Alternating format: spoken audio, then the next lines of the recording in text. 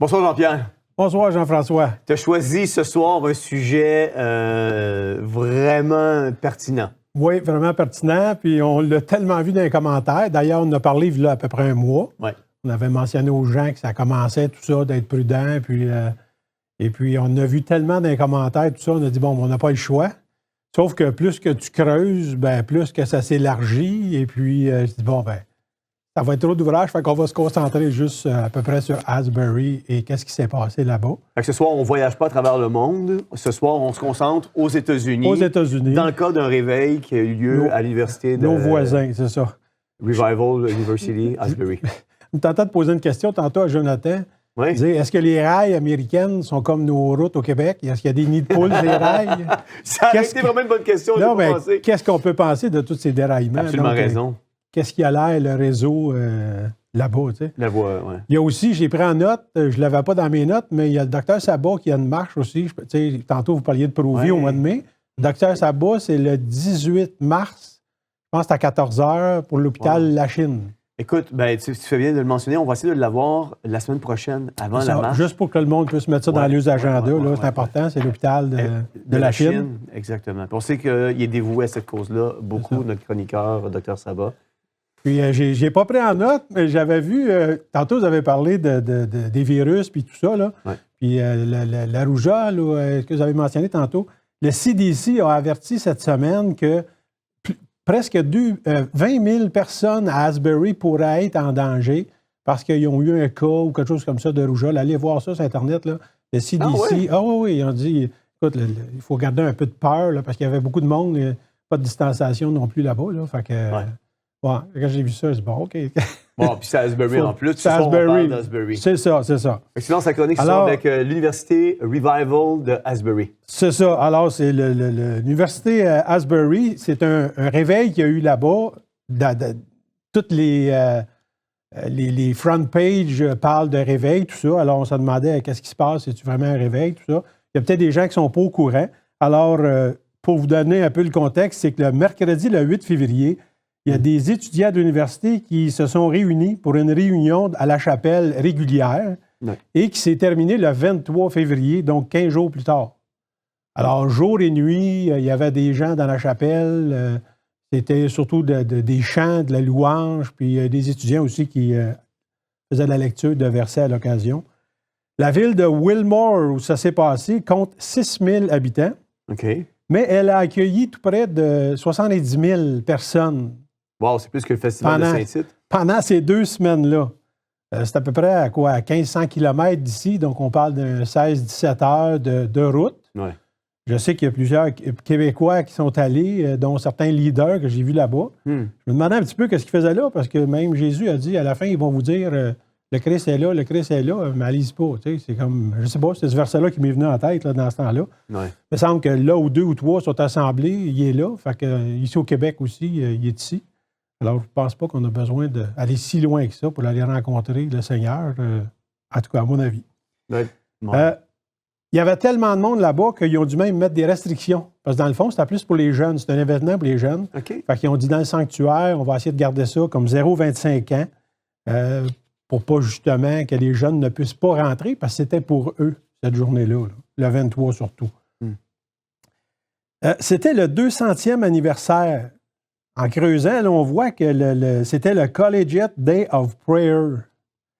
Rejoignez-nous le 23 février 2023 pour une journée de prière unie, multigénérationnelle en faveur du réveil et l'éveil sur les campus universitaires américains. On le voit sur le logo, en haut à gauche, vous voyez que c'est le 200e anniversaire cette année, car en 1823, le dernier jeudi de février de chaque année, avait été choisi comme le jour de supplication spéciale pour que Dieu répande d'en haut son esprit sur les collèges et les séminaires. OK.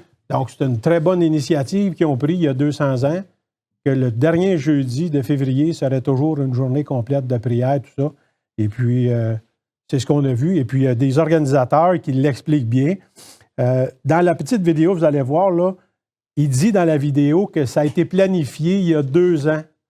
Parce que c'était le 200e, tu sais, comme quand il y a le 300e à Québec ou tu sais, quand il y a des fêtes comme ça, on se prépare d'avance.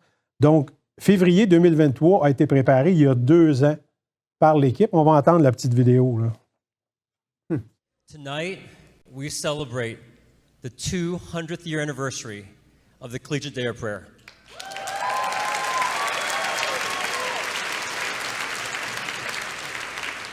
"200 years ago, 1823, coming out of the Second Great Awakening, a move of God that swept through the New England college campuses, where at that time students would come into college barely knowing and walking with God.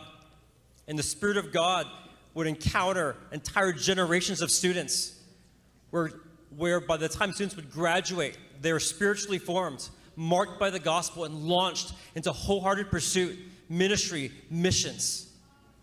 And the mothers and fathers of that day, their prayer was, Father, what you did in the previous generation, Father, would you do it again in the next generation?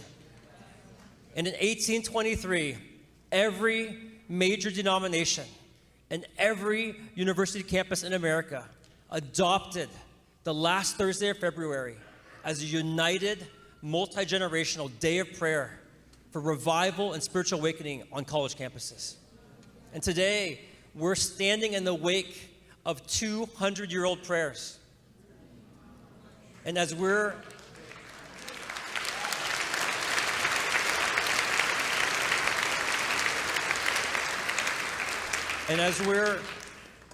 just beholding all that the Lord has done here at Asbury, I believe that we're standing in the wake of the prayers of mothers and fathers. And as we're looking to what God's doing in this moment, I believe that there's a divine invitation for us to pray the same prayer. Father, do it again. Father, do it again.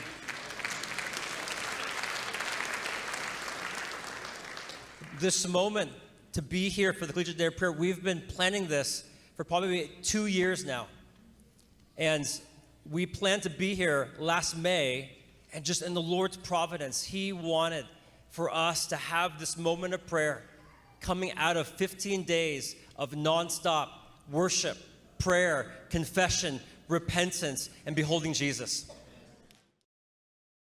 Alors, on peut voir qu'il y a eu beaucoup de planification en arrière de ce mouvement-là. Et il y a beaucoup de réveils dans les années passées, surtout au mois de février, ce qui nous amène à comprendre un peu. Si on regarde un peu sur la photo, il y a 1905, 1908, 1921, 1950, 58, 70, 92 et 2006. On parle, la plupart du temps, c'est février. Il y en a quelques-uns, deux, je pense que c'est le mois de mars, mais c'est toujours au mois de février. Alors, c'est évident que ça date avec, ça coïncide plutôt avec la journée du 23 février, qu'à tous les ans, c'est une journée spéciale à ce campus et à tous les campus américains. Alors, ça nous aide à comprendre un petit peu pourquoi il y avait beaucoup d'organisations aux alentours de février cette année. Mais selon toi, c'est-tu un réveil? J'y arrive. OK. Bien, c'était ça la question, parce que si ça a été planifié il y a 2 ans, et puis on sait que c'est la grosse année, donc il y a eu de la pub. On va vous montrer tantôt c'est quoi la pub et tout ça. Puis en même temps, bien, on voit des jeunes qui chantent. C'est beau, là, je l'ai mis à la maison à un moment donné, puis je le laisse à jouer. Alors, on voit des jeunes qui chantent, c'est des beaux chants, tout ça, c'est touchant. Mais est-ce que c'est un réveil? C'était ça la question. Puis c'est un peu quoi, je me suis attardé, j'ai regardé dans la parole, c'était quoi un peu un réveil où ça emmenait beaucoup d'âmes, puis ça m'a emmené dans Acte 2. Puis je vais aller au verset 37, ça dit « Après avoir entendu ce discours, ils eurent le cœur vivement touché, et ils dirent à Pierre et aux autres apôtres, « Hommes, frères, que ferons-nous? » Pierre leur dit, « Repentez-vous, et que chacun de vous soit baptisé au nom de Jésus-Christ pour le pardon de ses péchés, et recevez le don du Saint-Esprit, car la promesse est pour vous, vos enfants, et pour tous ceux qui sont au loin, en aussi grand nombre que le Seigneur, notre Dieu, les appellera. » Et par plusieurs autres paroles, il les conjurait à exhorter, et les exhortait, disant, « Sauvez-vous de cette génération perverse. » Ceux qui acceptèrent sa parole furent baptisés, et ce jour-là, le nombre de disciples s'augmenta d'environ 3000 âmes. Donc, on a eu 3000 de plus des disciples. Ils percevaient dans l'enseignement des apôtres, dans la communion fraternelle, dans la fraction du pain et les prières. La crainte s'empara d'eux et ils faisaient beaucoup de prodiges et de miracles par les apôtres. Donc, on voit qu'il y a 3000 disciples de plus, mais c'est les apôtres ici qui faisaient les miracles. Mais qu'est-ce qui a enclenché ça? C'est quand on commence, on voit, après avoir entendu ce discours. Donc, il faut qu'il y ait un enseignement. Dans le passé, à un moment donné, il fallait reculer jusqu'à Jonathan Edwards pour voir quelque chose dans les années 1700. Il y avait un enseignement. Il faut qu'il y ait quelque chose qui amène les gens à la repentance. Il faut qu'il y ait des saluts. Il faut parler de péché et de repentance. Ouais. C'est ce qu'on n'a pas entendu beaucoup à Asbury. Mais il y en a quand même eu. Ben, j'imagine, là, mais c'était pas de la chair en avant. On n'entendait pas ça. Le salut étant Jésus seul, repentez-vous, Et on le voit bien ici, c'est les enseignements. Donc, c'était très important. Donc, juste de la musique, c'est bon. C'est comme un feeling. Puis, justement, j'ai quelqu'un qui m'a envoyé ce matin, un monsieur du Québec, il est parti là-bas. Et puis, il est allé là-bas. Puis, quand il est arrivé à la ville, écoute, pense-y, là, tu fais 17-18 heures pour aller voir des gens. Il est arrivé là-bas. Bien, c'est sûr qu'il s'est mis à pleurer là-bas. Puis, ensuite, il a réussi finalement à rentrer, je pense, le soir à l'intérieur. Puis, il est allé à genoux. Puis, il a pleuré. Puis, il tremblait. Les gens priaient pour lui, tout le kit. Mais je peux voir quasiment la même chose arriver chez quelqu'un qui prend l'avion, qui fait un gros déplacement, qui s'en va au Vatican, puis a hâte de voir le pape en haut dans sa fenêtre. Il va avoir le même feeling. Là. C'est des feelings d'un événement que tu as placé bien, bien haute. Comme moi, quand j'étais allé en Israël, puis quand je suis arrivé à Jérusalem, j'ai fait, ça vient te chercher, là, tu sais. Mais ma question est, est-ce que c'est plus là-bas ou ici? Est-ce que c'est un réveil vraiment qui se passe là-bas ou est-ce qui s'est passé là-bas plutôt? Ou c'est simplement une bonne réunion surtout de chrétiens qui se sont réunis, qui ont chanté ensemble, qui ont pleuré ensemble et qui ont prié ensemble. Pas contre ça, là. C'est bon. Mais est-ce que c'est Dieu qui a organisé le tout ou si c'est les hommes? Une autre chose que j'ai trouvée sur Internet, c'est voici un étudiant d'Asbury du nom de Elijah Drake qui a posté sur son Twitter, on le voit qu'il s'identifie ici comme un étudiant homosexuel, célibataire au séminaire théologique d'Asbury. C'est un étudiant, qui va à ce collège-là. Un collège chrétien. Donc, lui est homosexuel. Il marque sur son profil, puis il dit c'est pas trop facile. Ben, je peux comprendre, c'est pas trop facile. Là. Le 17 février, il a posté quelque chose, puis ça a fait réagir beaucoup de gens. Il a marqué « Nous sommes rendus au 8e jour et mes amis du séminaire dirigent toujours le culte. Saviez-vous que des étudiants POC, donc c'est People of Color, des femmes, des queers, ont animé le culte pendant 8 jours.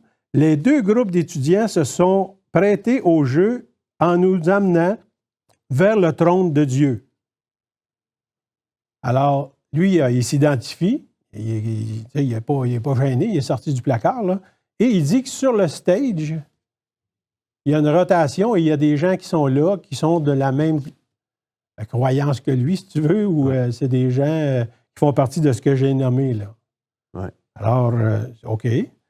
Le lendemain, il a aussi posté « Je suppose qu'il a fallu attendre le débordement d'Asbury pour que certaines personnes réalisent qu'il y a des homosexuels dans leur église, dans leur banc, dans leur chorale, dans leur équipe de louanges, dans leur groupe de prière, dans leur séminaire et tout le reste.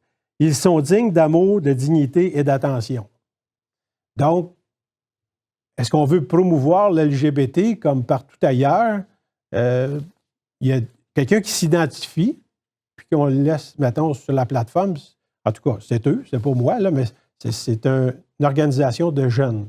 Oui, il y a des remises en question qui doivent être faites. Donc, est-ce que c'est un réveil envoyé par Dieu? Toujours ma question. Si on regarde dans Corinthiens 6,9, ça dit « Ne savez-vous pas que ceux qui pratiquent l'injustice n'auront aucune part au royaume de Dieu? Ne vous y trompez pas, il n'y aura point de part dans l'héritage de ce royaume pour les débauchés, les idolâtres, les adultères, les pervers, les homosexuels, ni pour les voleurs, les avares, pas plus pour les ivrognes, les calomniateurs, les malhonnêtes. Voilà bien ce que vous étiez, certains d'entre vous, mais vous avez été lavés, vous avez été purifiés du péché. Vous en avez été déclarés justes au nom du Seigneur Jésus-Christ et par l'Esprit de notre Dieu. » Donc, ça m'a amené aussi à regarder, puis dans tout ce qui est marqué là, tu sais, idolâtre, adultère, c'est des choses que tu peux arrêter de faire demain matin. Alors, Dieu et la Bible mettent l'homosexualité dans cette catégorie-là. C'est parce qu'on nous dit souvent, non, tu es né avec ça. Alors ici, ça m'amène à dire, non, tu n'es pas né avec ça. Si je lis ce verset-là, puis je le comprends comme il faut, ça dit, vous étiez comme cela et vous avez été. Donc, il y a possibilité de sortir de là, selon la Bible. Oui. Dans l'invitation qui a été postée à Asbury, n'oubliez pas, l'Asbury, ça a commencé le 8. Donc, le 1er février, nous pouvons voir M. Francis Chan, que plusieurs connaissent, qui est très connu dans le monde évangélique. Oui, le célèbre auteur de Crazy Love. C'est ça, c'est ça. Son best-seller. Donc, Francis Chan fait une invitation pour le 23 février. On va écouter la petite vidéo qui a été postée le 1er février. OK, on va écouter ça. Something happened to me as a teenager where God moved in the inside of me and set me on this trajectory of following Him. This is what has happened to so many of us, and this is what we need to see happen in this generation of college students. Someone got on their face, I believe with all my heart, that people prayed for me, and now I love Him at my age. It's the church's responsibility. God, would you show your mercy on him, on her, just the way you did with me, because this is their only hope. We need him to change their hearts so that they can change the direction of our nation. We're asking you, please, join us. Join us for this day of prayer. Join us in praying for these young people. Believe that God can usher in something new through the power of our prayers. Join us on February 23rd, live from Asbury University. Lord, do it again. On finit encore avec la phrase JP, Lord, do it again. Do it again. C'est dans le slogan, do it again. Moi, ce que j'emmène ce soir un petit peu, c'est parce que le monde me dit tout le temps, « Ah, c'est arrivé soudain, on s'en attendait pas. Non, il y a de la marketing en arrière de ça, il y a beaucoup de sous en arrière de ça pour promouvoir cet événement-là 2023. Oui, elle a été plus longue que les autres années, mais ça a été planifié par des hommes. Là, on veut pas, Jean-Pierre, on n'est pas en train de dire qu'il y a des gens qui sont allés là-bas, ils n'ont pas rien vécu. Puis, non. Puis je crois, ça se peut qu'il y en ait même ils vont être sauvés. On va le voir avec les fruits qui vont suivre.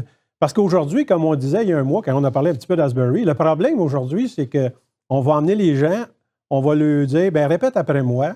On va leur faire répéter une prière que c'est toi. C'est pas dans la Bible d'ailleurs, là, mais c'est toi qui vas dire, là, bon, je me reconnais, Et la personne repart, puis le lundi matin, c'est pareil, il n'y a rien qui a changé. Là. Non, c'est sûr. La joke au bureau, elle passe encore. Mais une personne qui accepte le Seigneur, il y a quelque chose qui se passe dans sa vie. Je me souviens, j'avais été dans une église à Saint-Hubert il y a une quinzaine d'années, puis c'est mon garçon qui faisait la prêche en avant ou le discours. Et puis, il y a quelqu'un qui disait j'ai été sauvé. Il dit, qu'est-ce qui s'est passé dans ta vie? Non, il n'y a rien qui s'est passé. Il dit, écoute, quand tu es sauvé, c'est comme si tu as été frappé par une vanne de 53 pieds. Donc, si tu me dis qu'il n'y a rien qui s'est passé dans ta vie, c'est qu'il y a quelque chose de pas normal. Là. Donc, quand tu acceptes le Seigneur et qu'il change ta vie, toute ta vie passée, premièrement, est oubliée, est dans l'océan de son amour et tout est changé. Là. Comme je disais tantôt, les farces ne passent plus. Il y a des choses que tu écoutes que tu n'écouteras plus. Il y a des choses que tu faisais que tu ne feras plus. Il y a un changement. S'il n'y a pas de c'est ça. Oui. S'il n'y a pas de changement, c'est ça, repentez-vous. S'il n'y a pas de changement, pose-toi des questions. Si tu veux exactement pareil, pose-toi des questions. Alors, c'est ça qu'on va voir de ce qui va suivre de Asbury. Francis Chan. On continue avec Francis Chan. Lui est allé visiter le pape François avec certains pasteurs évangéliques. Le pape lui a dit qu'il y avait des problèmes dans l'Église catholique.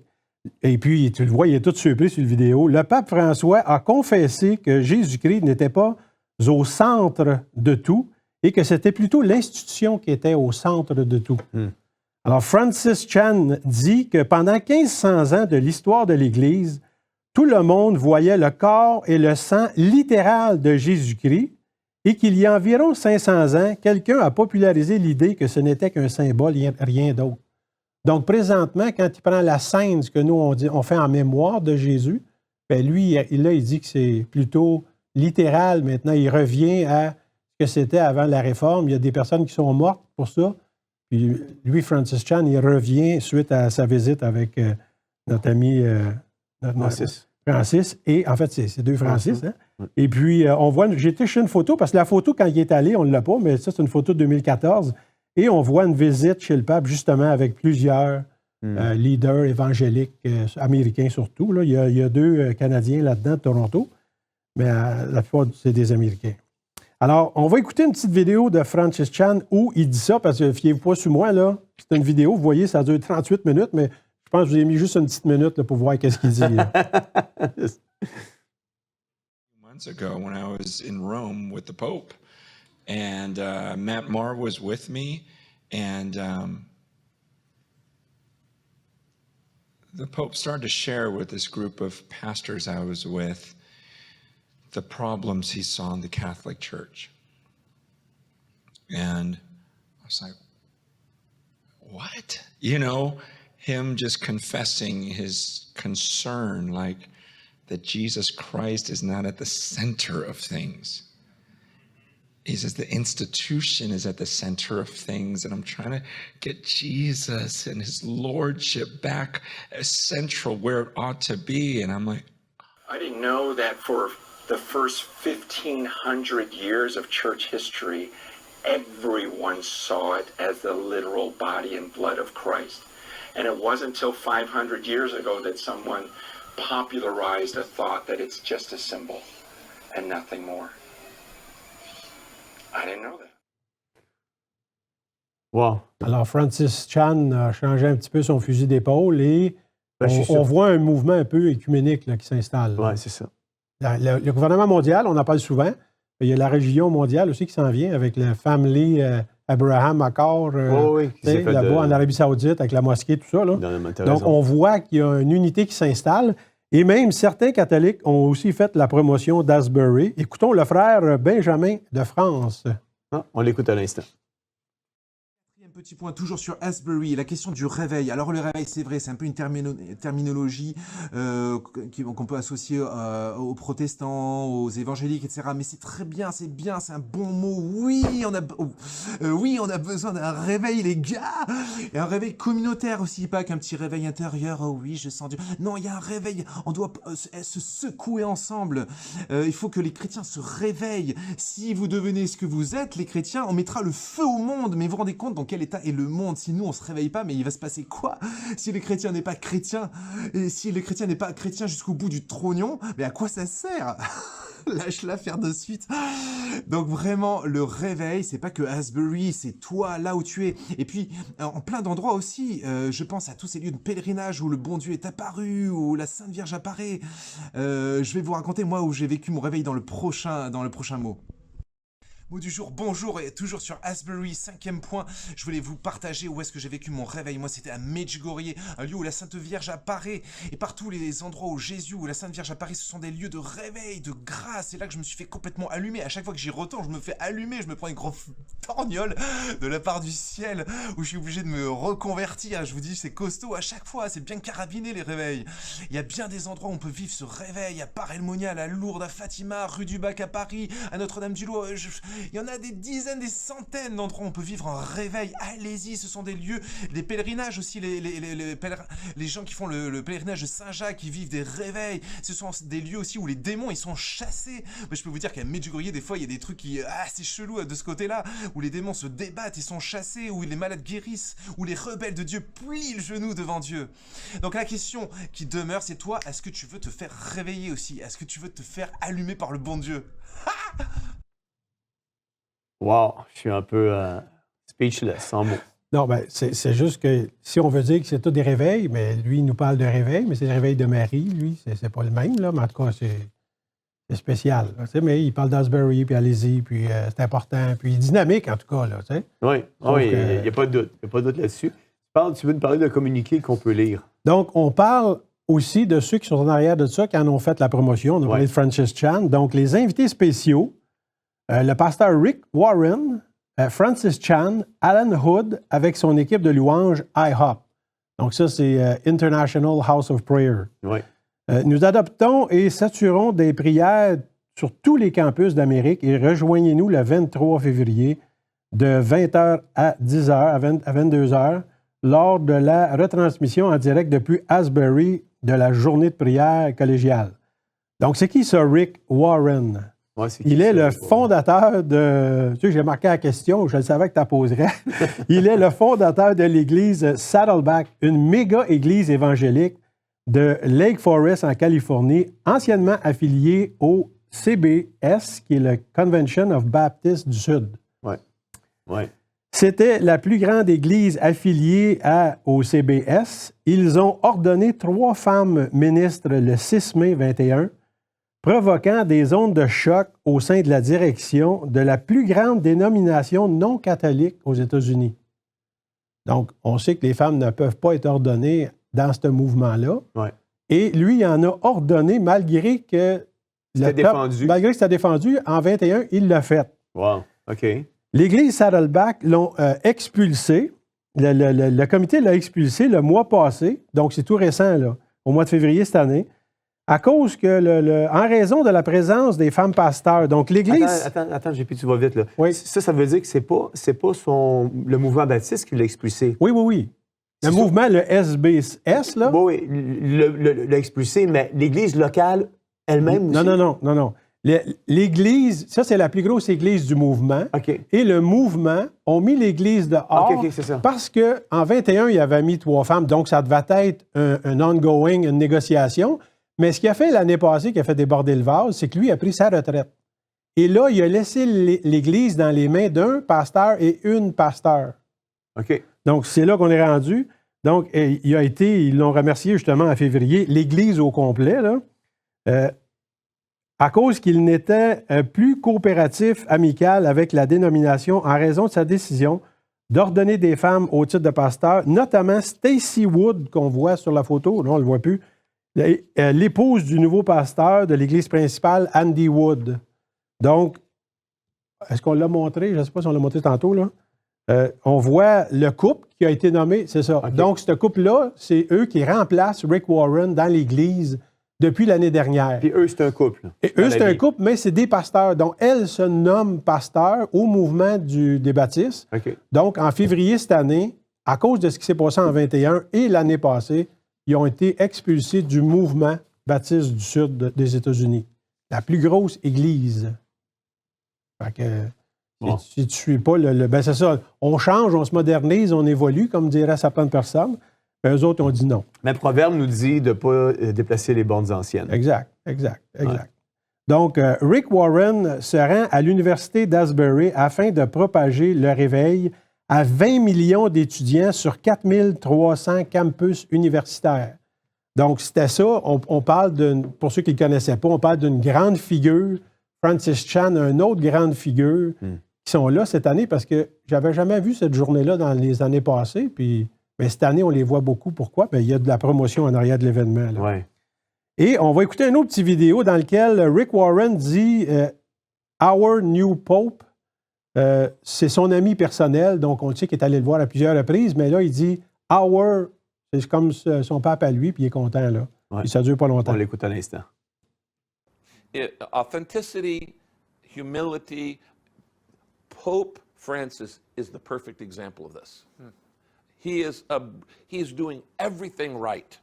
You see, people will listen to what we say if they like what they see. And as our new Pope, he was very, very symbolic in, you know, his first Mass with people of AIDS, his kissing of the disformed man, his loving the children, this authenticity, this humility, the caring for the poor. This is what the whole world expects us Christians to do. And when they go, oh, that's what a Christian does. In fact, there's a headline here in Orange County, and I love the headline. I saved it. It said, if you love Pope Francis, you'll love Jesus. That was the headline? That was the headline. Oh. It was the headline. I saved it. I showed it to a group of priests I was speaking to a while back. Ah non, mais je m'excuse, Jean-Pierre, mais tu me déculottes, là, ce soir. Non, ben tu vois que les personnes qui sont en arrière du mouvement ou de la promotion plutôt du mouvement, c'est des personnes qui sont main dans la main avec un mouvement beaucoup plus écuménique qu'un mouvement évangélique seulement. Ça m'emmène aussi à ce qui se passe présentement. Moi, j'ai regardé un peu le fil conducteur de tous les événements qui se passent et on sait présentement qu'il y a une bonne série, puis je l'aime bien, je l'ai regardée, qui s'appelle The Chosen. C'est vrai qu'elle est bonne. C'est ça. Alors, l'acteur principal, Jonathan Roumie, de la série à succès The Chosen, a déclaré avoir reçu de la sagesse et les idées du pape François lors d'un sommet privé au Vatican, où il a été charmé par le pontife qui, dans un moment de jovialité, l'a appelé Jésus. C'est vrai que toutes les photos qu'on voit de Jésus, ça y ressemble pas mal. Roumie a raconté pour la première fois le chef de l'Église catholique en 2021 et a déclaré à l'époque que c'était un rêve d'enfant qui se réalisait. Fait que là, il y a plusieurs personnes, moi, qui me disaient « Non, c'est un chrétien, Chosen, c'est chrétien. Il y en a d'autres qui ont dit « Non, cet acteur-là, c'est un mormon, etc. » On avait entendu dire que c'était un mormon, tout le kit. Alors, dans les recherches d'Asbury, ça a sorti que non, effectivement, il est catholique. Et on voit ici que son rêve d'enfant, ça s'est réalisé. Lors de cette première rencontre, Roumie a demandé au pontife de le garder dans ses prières et pour son rôle de Jésus. Lors de la deuxième rencontre, l'acteur avec le pape, Roumie a déclaré avoir reçu la sagesse et les idées du Saint-Père. Donc, sa sagesse, il y apprend du Saint-Père, pas nécessairement dans la parole de Dieu. Alors, ça se peut peut-être qu'il est mormon puis catholique aussi, je ne le sais pas. Là. Mais en tout cas, d'après ce que je peux voir dans ces articles-là, il fait partie du mouvement, mettons, œcuménique. Donc, c'est correct. Travaillons sur ce qui nous unit et pas ce qui nous divise. Oui, mais il y a quand même des limites à ça. Oui, il y a quand même des limites à ça. Parce que je veux dire, un énoncé comme ça, de travailler sur ce qui nous unit. Ça, on l'entend souvent. On l'entend ici au Québec. Oui, c'est clair. Donc, c'est très dangereux. Je ne pense même pas que ça soit biblique quand c'est rendu. Non, parce que ça dit, on va en parler tantôt. Là, tu veux nous parler d'un film qui était à l'affiche jusqu'à tout dernièrement, de Jesus Revolution. Je vous parle du fil conducteur. Là. Parce que Jesus Revolution, il y a une connexion avec tout ça aussi. Oui. Alors, le Jesus Revolution, pour ceux qui sont allés le voir, je suis allé, moi, être au Forum à Montréal il y a 2 semaines avec mon frère, son épouse et mon épouse. Et puis, très bon film.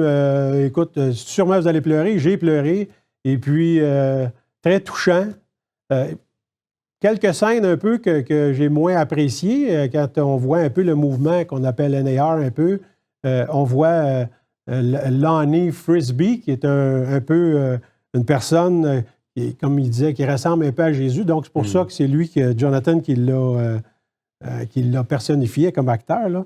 Alors, le film connaît un grand succès et ils vont ajouter présentement 100 salles de cinéma. Ah oui? Donc, ça a été tellement bon. Ils ont même battu bien des films qui sortaient. Et puis, ils ont dit, écoute, on ajoute encore 100 salles de cinéma. Alors, la réaction du public nous a tous époustouflés et nous sommes ravis de présenter Jesus Revolution dans de nouvelles villes, a annoncé le Kingdom Story Company sur sa page Facebook. Alors, c'était du stock pareil, aller voir ça à Montréal au Forum, là, mais s'ils peuvent le mettre un peu partout, c'est sûr que le monde va pouvoir aller le voir. Puis je vous encourage à aller le voir. C'est quand même, moi, j'ai bien aimé en tout cas. Là. Et puis, c'est parce qu'il y a des scènes dedans où ça nous rappelle notre vie chrétienne, où... il y a le baptême d'eau, etc. Puis, c'est bon. Comme Chosen, c'est super bon aussi. Là. J'ai vu bien des programmes et des films chrétiens. Et Chosen, je trouve qu'il était pas mal comme la Bible le dit. Donc, il ne nous amène pas à côté de la traque. Là, je ne dirais pas la même chose avec Jesus Revolution parce qu'on voit des choses dedans peut-être avec lesquelles je ne suis pas d'accord. Le témoignage de Jonathan Roumie, il a joué le personnage de Lonnie Frisbee dans le film de Jesus Revolution. Lonnie était un fan, qu'il dit, de Saint Francis. Il est enterré à l'église Christ Cathedral, qui est aujourd'hui catholique. C'était le Crystal Cathedral de... Comment il s'appelait, là, le monsieur? Ils ont fait faillite en 2010. En tout cas, c'est une grosse... Schumer, je pense. C'est une grosse église. Et maintenant, c'est une église catholique qui a changé de nom. C'est Christ Cathedral. Donc, Lonnie est enterré là. Je suis allé au cimetière... Et je me suis assis près d'où il est enterré. J'ai prié un rosaire avec lui. C'est puissant qu'il dit. Je me suis assis et prié avec lui et je me suis même couché pour essayer de faire une connexion d'une façon. Est-ce qu'on parlait un peu qu'à Bethel, qu'est-ce qu'ils font? Qu'ils vont se coucher dans le cimetière là, pour aller chercher l'onction de la personne ou des choses comme ça. Alors, il y en a d'autres qui le font aussi, là. Alors, j'ai fini de prier ici, avec... On parle du mouvement catholique. Là. Oui, on parle du mouvement catholique à une église catholique. Puis, donc, j'ai fini de prier, mais moi, c'est parce que je vois plus le mouvement œcuménique. Donc, c'est quelque chose qu'on retrouve partout. Là. J'ai fini de prier avec lui et j'ai dit, Lonnie, n'oublie pas, il est mort. Là. Il est mort en 83, je pense. Donc, je veux t'honorer avec ce film. Je veux apporter la justice et un témoignage des dons et la grâce de Dieu et la puissance que tu as démontrée quand tu étais sur terre. Donc, pas la puissance de Dieu, la puissance que lui avait là, quand il était sur terre. Si c'est une bonne idée que je fasse ce film, envoie-moi un signe. La minute que j'ai fini de parler, derrière moi, il s'est ouvert une porte à l'église et j'ai entendu sortir de la cathédrale un son d'orgue pendant 5 secondes. Fait que pour lui, c'était son signe, fait qu'il fait « OK, merci pour ça ». Fait qu'on écoute cette petite vidéo qui dure à peu près ça, 1 minute et quelques, là, de Lonnie, de Jonathan. So interesting. He was a big fan. Lonnie was a fan of St. Francis. When he started preaching, he would... I could see that. Mm-hmm. He had a walking stick. He had a leather mantle. He probably was barefoot for a lot of the time. And he carried a bag slung around him in which he had a bottle of olive oil that was stuffed with pieces of cinnamon and frankincense. And he would anoint people, you know, like oh, wow. Anoint people in the name of the Father, Son, and Holy Spirit. And so he had talked about like being a fan of St. Francis. So before I started work, I went over to Christ Cathedral and I sat by his grave and I prayed a rosary with him. Oh, he didn't realize he's buried there too. He's buried there. Yeah. Oh, well, I'm going to have to go take a look at that. Yeah, it's powerful. In fact, I sat down and I prayed with him. The space just to his right is empty. So I got to sit down or lie. At one point, I even lied down because I just thought it would be kind of interesting to try to connect in some way. That's probably more information than you need or may even want to publish. But that said, it's the truth. And so I finished praying with him. And I said, Lonnie, I want to honor you with this film. And I really want to bring justice and the testament to the gifts of God's grace and powers that you displayed while you were on this earth. And so if this is a good idea that I do this film, have somebody give me a sign. Give me a sign, have God give me a sign. Mm-hmm. And the minute the words left my mouth, behind me there was a door open to the cathedral, and this giant cord rang out for about 5 seconds. And then from the organ. From the organ. Wow. I hadn't heard it before. And that's the very organ that used to be there when it was it's the same organ that when it was the Crystal Cathedral. Mm-hmm. It was sent out and refurbished and whatnot, but it's the same one. So I heard that and I was like, okay, thanks for that. Donc, il a eu son signe, il dit merci. Donc, il a fait le film, puis le film connaît le succès. Il a parlé avec Lonnie Frisbee. Alors, et Lonnie Frisbee, j'ai fouillé un peu dans la vie, tout ça, de Lonnie Frisbee. C'est une personne, un hippie du temps. Et puis, il y a même une petite vidéo de quelques secondes sur Internet de David Wilkerson qui va voir l'équipe du mouvement de Jesus People du temps. Et David Wilkerson, il n'est pas content après eux. Puis, il est comme journaliste, il a un micro dans les mains. Et puis, il leur dit... moi, je fais tout pour dire aux gens, repentez-vous, puis le Seigneur va vous délivrer. Et vous dites, ben prends ta Bible, puis ton LSD ou ton joint, puis il n'y a pas de problème. Dieu t'accepte comme que t'es. Donc, on fait un peu une victime, puis Jésus, ça devient ton ami, ton chum, au lieu d'être un coupable, puis Jésus, c'est ton sauveur. Une grosse différence, là. Donc, Wilkerson, il était outré de ça, puis...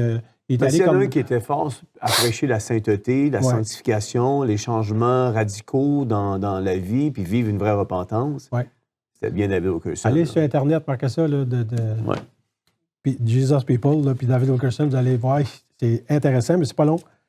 Alors, le petit verset que j'ai trouvé qui va avec ce que M. Jonathan vient de faire, qui est allé lire un rosaire, puis je vais le lire en diagonale, ça dit « Qu'on ne trouve chez toi personne qui interroge les morts, c'est une abomination pour l'Éternel. » Donc, il ne faut pas interroger les morts. On l'a dit à quelques reprises chez Théovox, ne parlez pas aux morts. On voit ça souvent, le monde qui parle aux morts, puis « Ah, ils veillent sur nous. » Non, la Bible a dit « Faites pas ça, c'est une abomination pour l'Éternel. » Il est mort.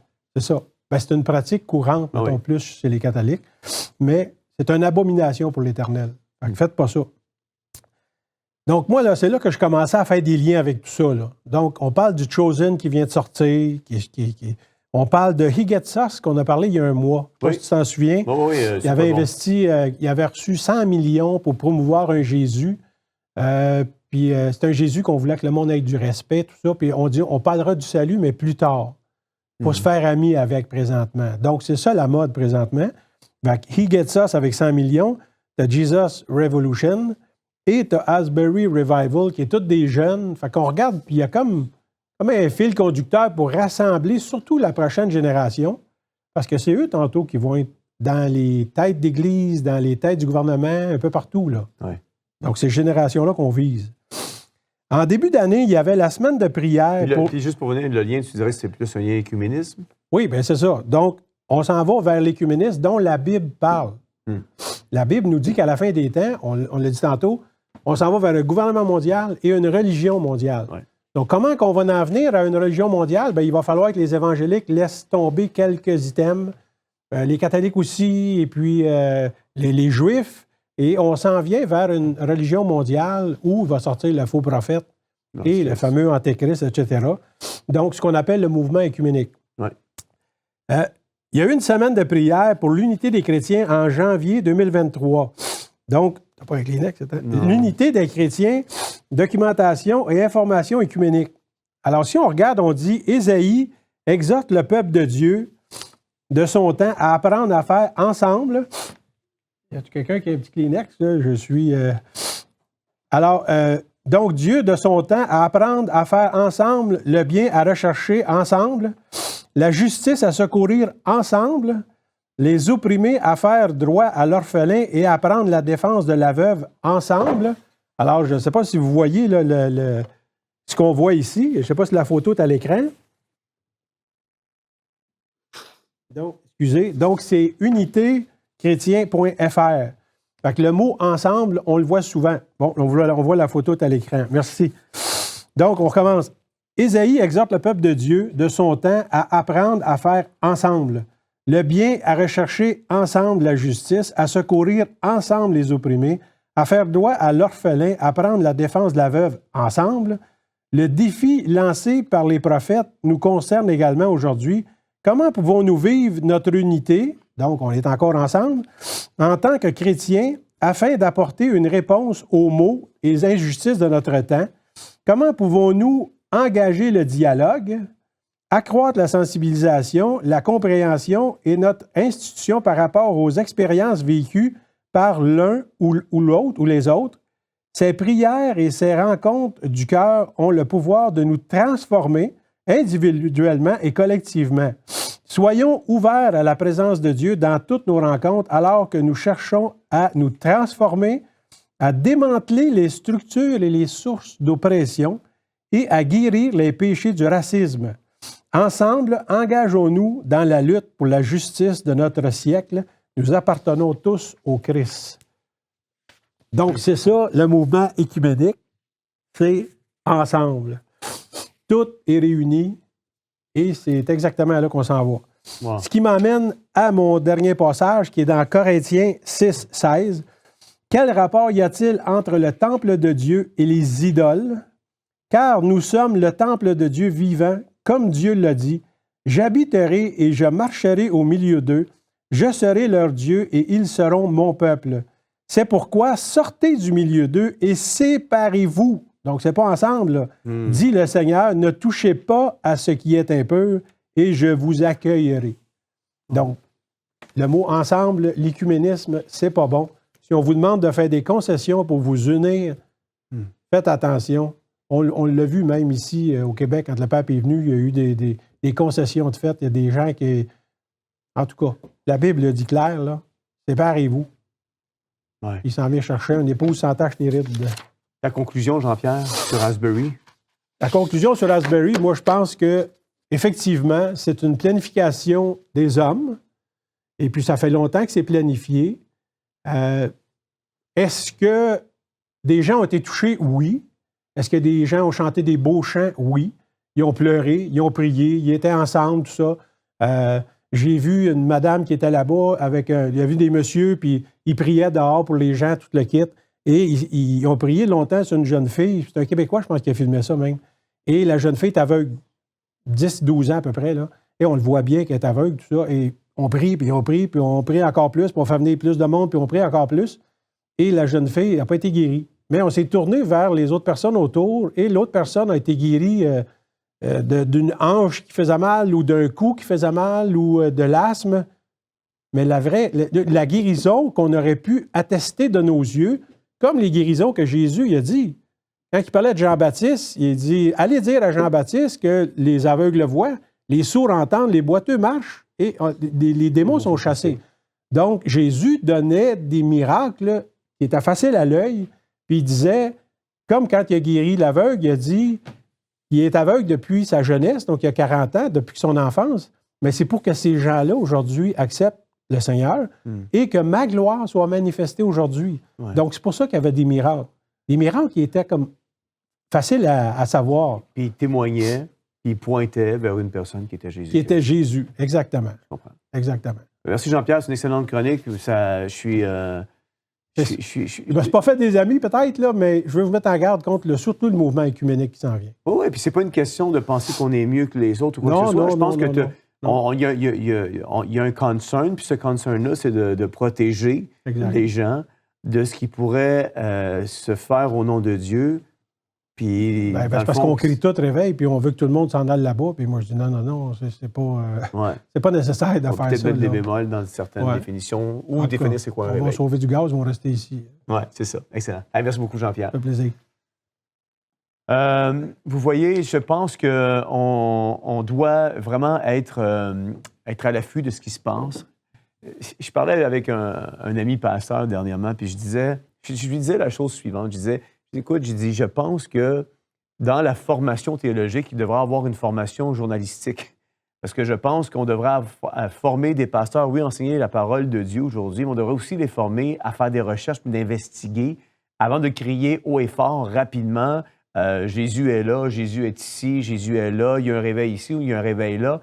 Je pense que c'est extrêmement important de pouvoir faire des recherches avant de témoigner quelque chose, avant de se mouiller dans quelque chose, puis avant d'affirmer quelque chose.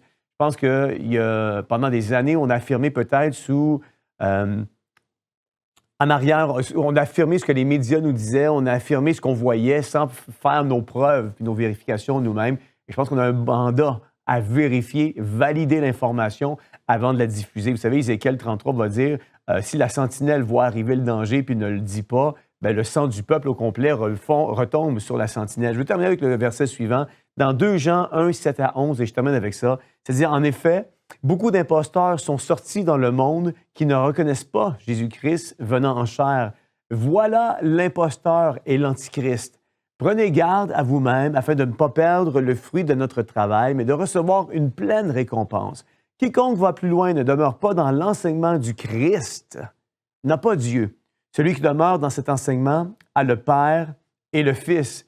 2 Jean 1, 7, 11 va nous dire, si quelqu'un vient vous voir sans apporter cet enseignement, ne le recevez pas chez vous et ne lui dites même pas bonjour, car celui qui lui dit bonjour sera complice de ses œuvres mauvaises. Il me semble que c'est assez clair ici ce qui est communiqué. Dans Actes 4, 12, ça va nous dire, il n'y a de salut en aucun autre, car il n'y a sous le ciel aucun autre nom qui a été donné parmi les hommes par lequel nous devrions être sauvés. Philippiens 3.20 va nous dire, mais notre cité à nous est dans les cieux, d'où nous attendons aussi comme sauveur le Seigneur Jésus-Christ. Le seul chemin, la seule vérité, la seule vraie vie, nous la retrouvons seulement en une personne. Et cette personne-là est le Seigneur Jésus-Christ. Non pas par nos œuvres, mais en acceptant son sacrifice, la grâce de Dieu qui nous a été faite. Lui qui a pris notre place sur le bois, en acceptant ce sacrifice-là, c'est la seule façon que nous pouvons avoir de la vie éternelle.